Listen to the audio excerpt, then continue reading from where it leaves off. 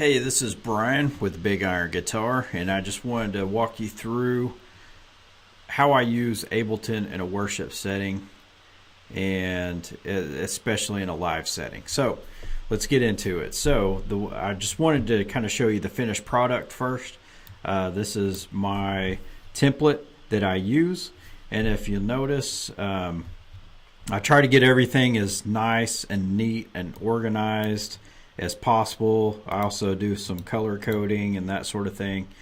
If you'll notice on the left, here's all your tracks, but I also utilize groups. So I've got, say, a percussion group, all my percussion tracks there. And this is the same for all songs, and I'll go through that. And then, so here's my electric guitars, here's my piano and keys section, all those in there. And so got all those set.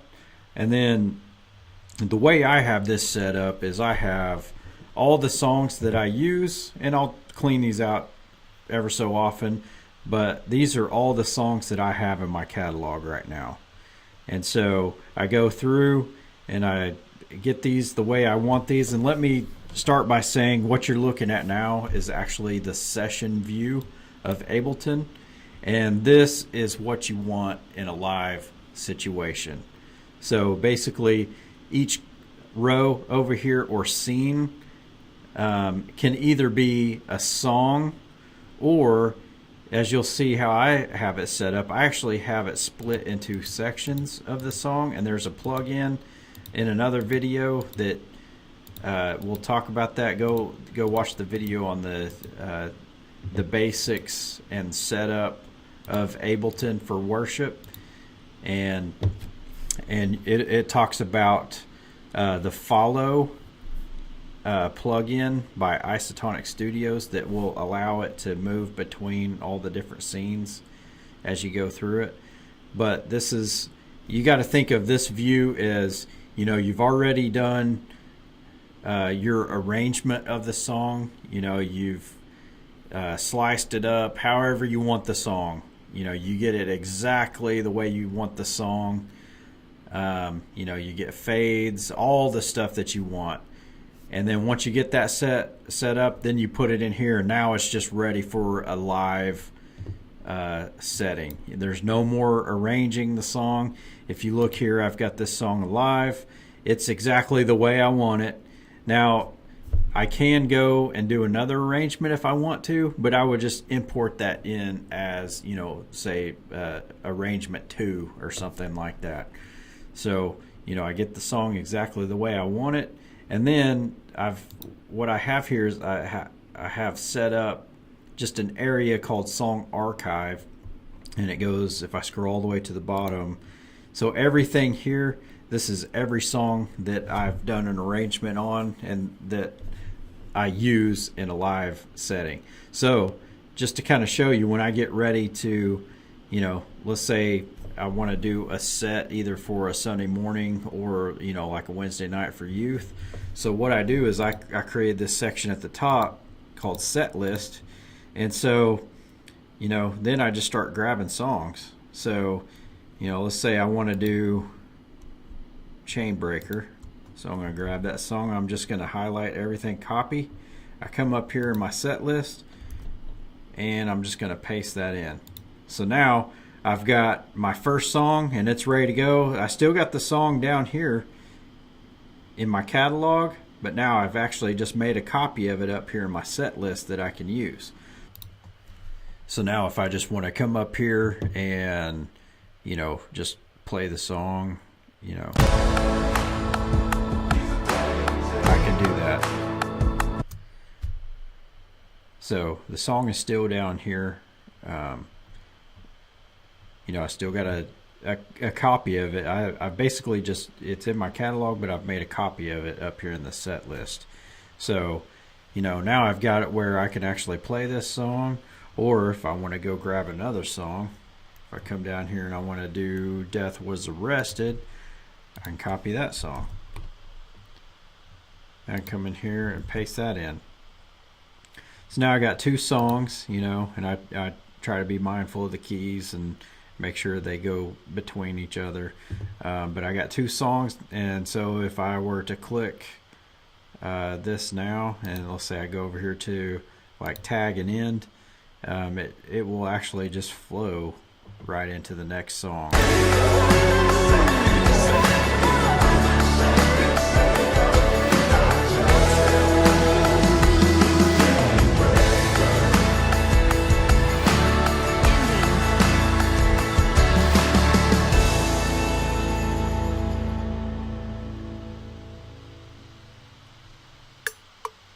Alright, see how that just keeps going, and it just flows right into the next song.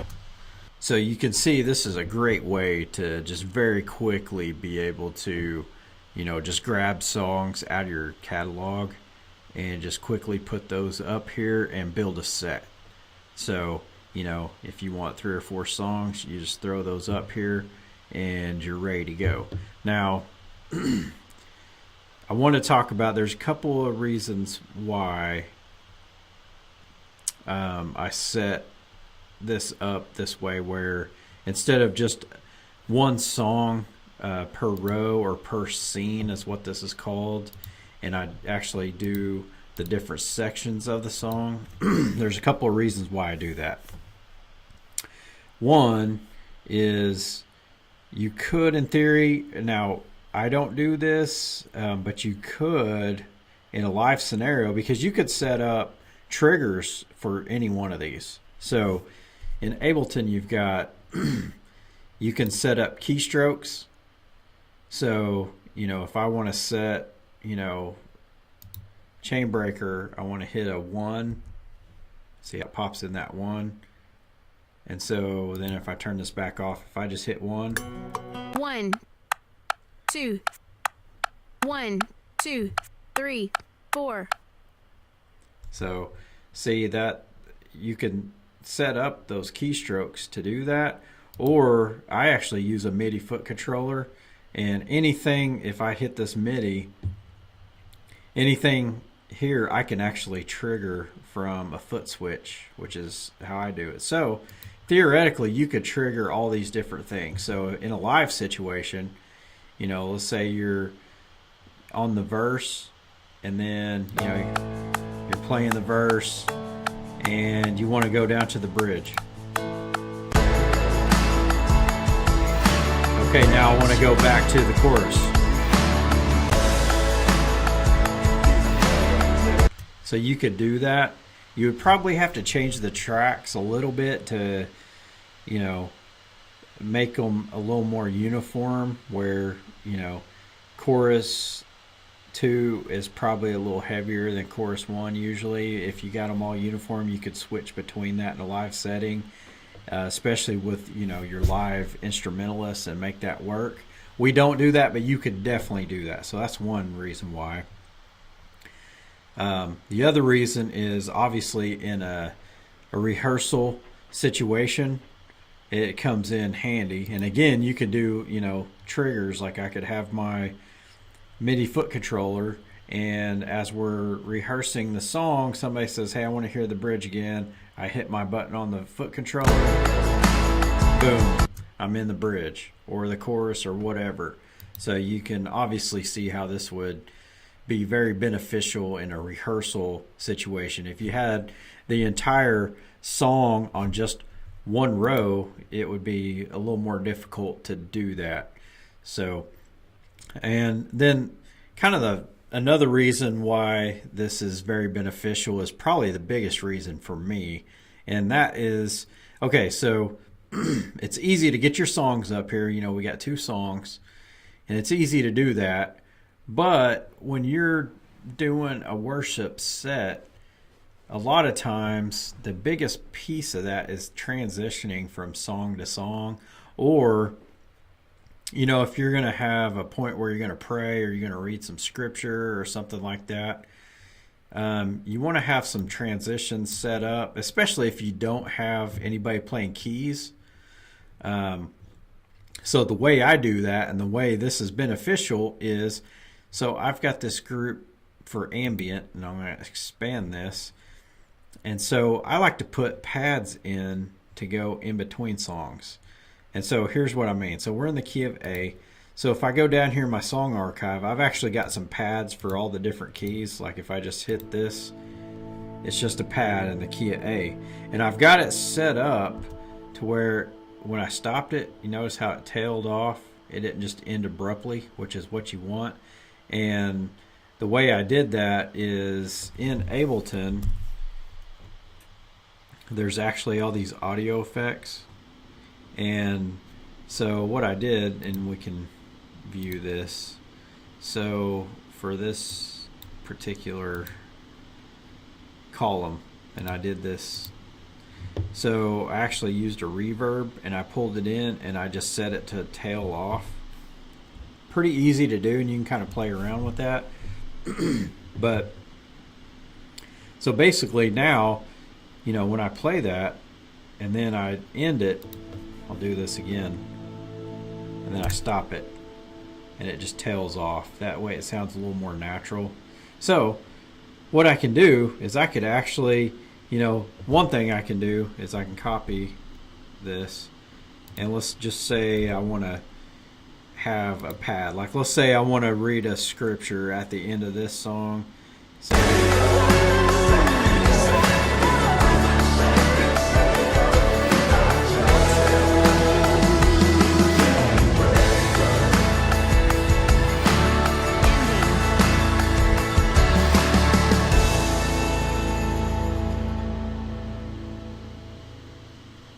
and it's just going to go, say, immediately right into that pad. So I could read scripture, and it's a little more seamless, and that sounds okay. But here's the beauty of why I split things into sections, because now I can almost do kind of an arrangement style view thing. So because I've got those tails, that reverb where it tails off, I can actually copy these and I can throw this into the tag and end section, and let's say I want this to go into even the intro of the next song.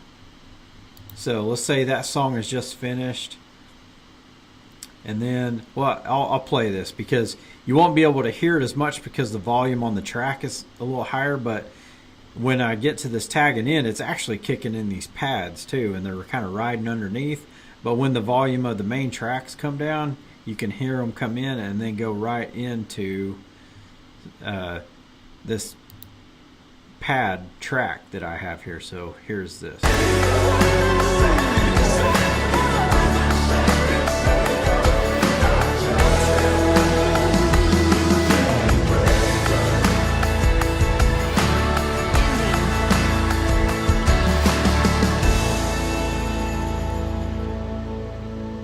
Hear those pads actually playing now, and then boom, right into this. And the way I've got these pad tracks is it's actually looping, and it can just go on indefinitely. So I could read some scripture, I could pray, and then when I'm ready, I'm going to kick in this next song, you know, with a trigger, a foot controller switch, or whatever I want to do, or have a key set up for the drummer to hit it.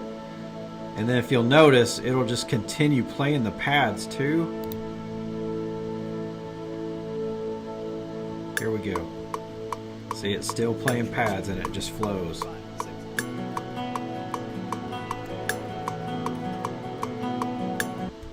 So it's a good way to just go in between songs and have it flow just seamlessly.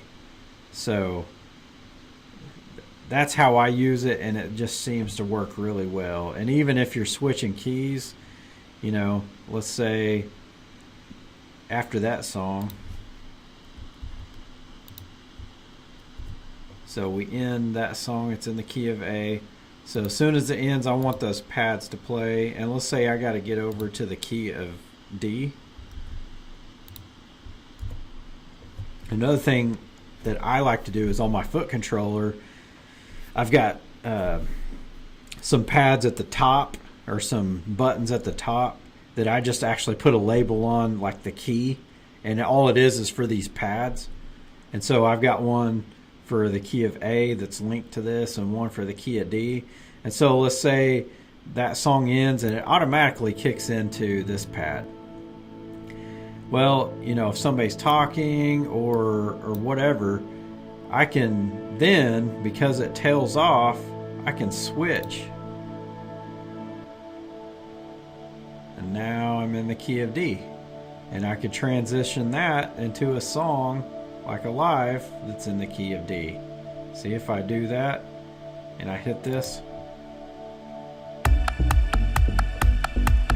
then boom, I'm already in that key, and it just helps with all these transitions. So that's the main reason why I use this, and it just makes it flow a lot easier.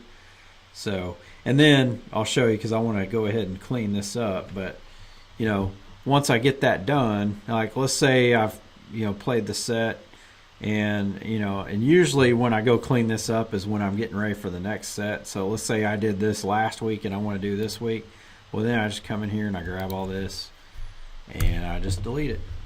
So I hit delete, and then I just, sometimes and then the more songs you get in here, it does kind of slow it down. So I try to clean this up ever so often. But once I hit delete, now my whole set list is clean. I still got all my stuff down here in my archive, so I'm still good to go. But now I'm ready. I can just start dragging different songs up here and building my set list again. I got my pads that I can change, and I should be good to go. Thank you for watching this video. Please like and subscribe or give comments.